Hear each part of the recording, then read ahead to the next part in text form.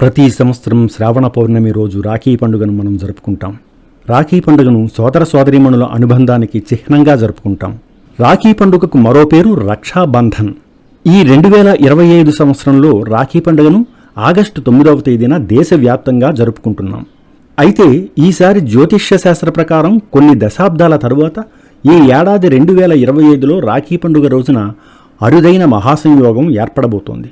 1930 తరువాత అంటే 95 సంవత్సరాల తరువాత ఈ ఏడాది 2025లో రాఖీ పండుగ రోజున మహాసంయోగం ఏర్పడనుందట. సింపుల్గా చెప్పాలి అంటే 1930 ఏడాది ఎలాంటి యోగం అయితే ఉందో ఈ ఏడాది కూడా అలాంటి యోగమే ఏర్పడుతుందట. అలాగే ఈ ఏడాది రాఖీ పండుగ రోజు ఇతర శుభయోగాలు కూడా ఉన్నాయని పండితులు చెబుతున్నారు. ఆగస్టు 9న ముఖ్యమైన జ్యోతిష్య ప్రత్యేకతలు 2 ఉన్నాయి. ఆగస్టు 9, 2025న బుధుడు కర్కాటక రాశిలో ఉదయిస్తాడు. ఇది గ్రహాల మధ్య అద్భుతమైన యోగాలను ఏర్పరుస్తుంది. ముఖ్యంగా కుజుడు, శని ప్రతియుత దృష్టిలో ఉన్నారట. ఇది కొన్ని రాసుల వారికి ఆర్థిక, వృత్తిపరమైన మరియు ప్రేమ జీవితాలలో లాభదాయకమైన ఫలితాలను తెస్తుంది. పంచాంగం లెక్కల ప్రకారం ఈ ఏడాది 2025లో శ్రావణ పౌర్ణమి తిథి ఆగస్టు 8వ తేదీన మధ్యాహ్నం 2:12 గంటలకు ప్రారంభమవుతుంది. అనంతరం ఆగస్టు 9న మధ్యాహ్నం 1:24 గంటలకు శ్రావణ పౌర్ణమి తిథి ముగుస్తుంది. కాబట్టి రాఖీ పండుగను ఆగస్టు 9వ తేదీన జరుపుకుంటారు. ఆగస్టు 9 రాఖీ పండుగ రోజున సౌభాగ్యయోగం కూడా ఏర్పడనుంది. ఇది ఆగస్టు 9వ తేదీ నుంచి మొదలై 10వ తేదీ వరకు ఉంటుంది. అనంతరం శోభన యోగం ఏర్పడుతుందట. అంతేకాకుండా ఆగస్టు 9వ తేదీన ఉదయం 5:47 గంటల నుంచి మధ్యాహ్నం 2:23 గంటల వరకు సర్వార్థి సిద్ధి యోగం ఉంటుంది. మరోవైపు శ్రవణ నక్షత్రం సైతం మధ్యాహ్నం 2:23 గంటల వరకు ఉంటుంది. ఇవన్నీ గమనిస్తే 95 ఏళ్ల తర్వాత రాఖీ పండుగ ఒకే తేదీ, ఒకే రోజు, ఒకే సమయం, ఒకే నక్షత్రం, ఒకే యోగాలు ఏర్పడటం గమనార్హం. ఈ ఏడాది 2025లో రాఖీ కట్టడానికి ఆగస్టు 9వ తేదీ ఉదయం 5:21 నుంచి మధ్యాహ్నం 1:24 గంటల వరకు శుభ సమయం అని, ఈ సమయంలో రాఖీ కడితే శుభ ఫలితాలు ఉంటాయని పండితులు చెబుతున్నారు. ఈరోజు కేవలం రాఖీ పండుగ మాత్రమే కాదు, దీనిని జంధ్యాల పౌర్ణమిగా కూడా జరుపుకుంటారు.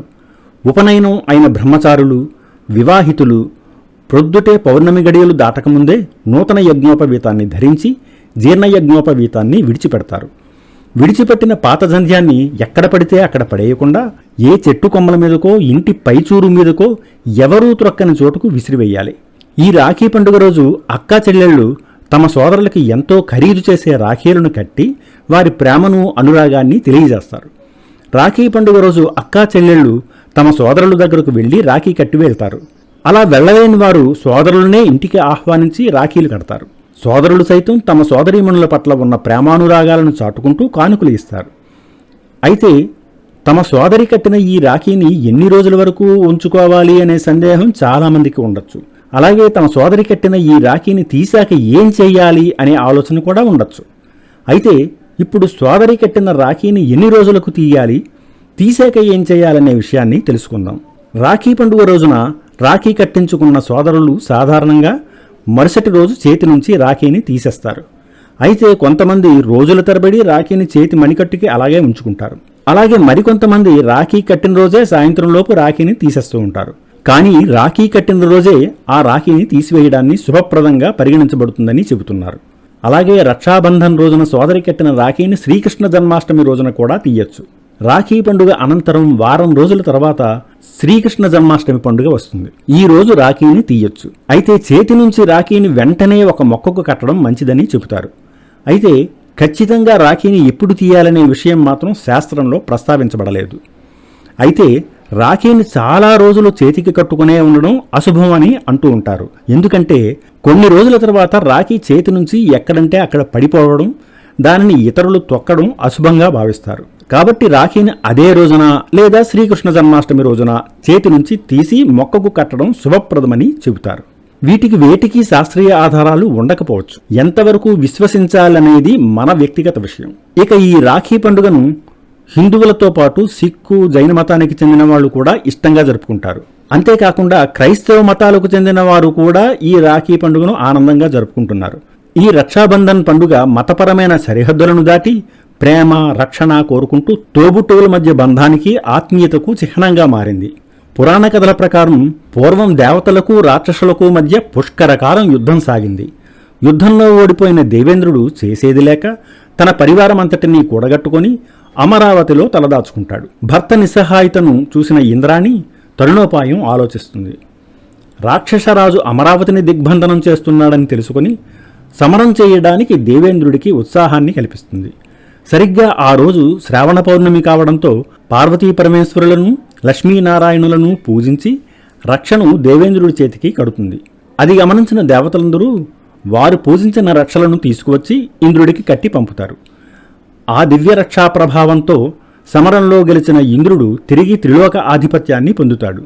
శచీదేవి ప్రారంభించిన ఈ రక్షాబంధనం నేడు రాఖీ పండుగగా ఆచారమైందని పురాణాలు చెబుతున్నాయి.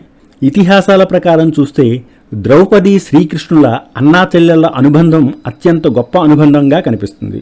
శిశుపాలుడిని శిక్షించే క్రమంలో సుదర్శన చక్రాన్ని ప్రయోగించిన కృష్ణుని చూపుడు వేలుకు రక్తం ధారగా కారుతుందట.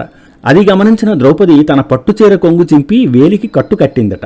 దానికి కృతజ్ఞతగా ఎల్లవేళలా అండగా ఉంటానని శ్రీకృష్ణుడు ద్రౌపదికి హామీ ఇస్తాడు. అందుకు ప్రతిగా దుశ్శాసనుడి దురాగతం నుండి ఆమెను కాపాడతాడు. శ్రీ మహావిష్ణువు బలిచక్రవర్తిని పాతాళానికి పంపాక బలిచక్రవర్తి కోరిక మేరకు అతనితో పాటు పాతాళంలో ఉండిపోతాడు. శ్రీ మహాలక్ష్మి వెళ్ళి బలిచక్రవర్తికి రక్షాబంధనం కట్టి తన భర్తను వైకుంఠానికి తీసుకొనిపోతుంది. అందుకే రక్షాబంధానికి ఇంత ప్రాధాన్యత ఏర్పడిందని చెబుతారు.